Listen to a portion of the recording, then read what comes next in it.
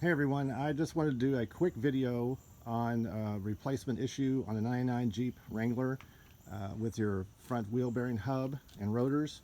If I would have had this video a few days ago, it would have saved me a lot of time and a little money. But I wanted to just point out a couple of things to keep in mind. Halfway through the 99 year, they changed the rotor and the hub assembly during that year. So whenever if you do have to change it, make sure you're looking at your hub, existing hub, existing rotor. The big difference is these right here are actually the older version, the early version of the rotor and hub. This is the newer version.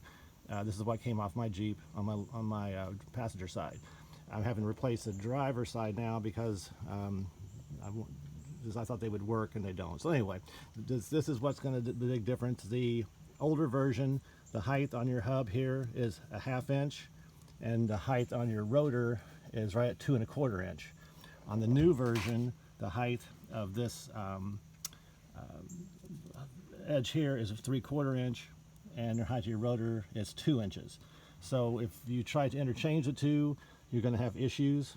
So make sure that you look at what you have, and when you go to the auto parts store, look at the parts you're buying, because they don't always tell you.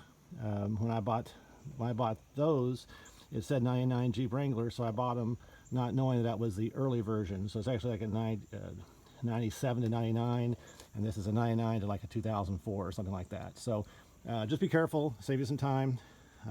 Good luck, take care.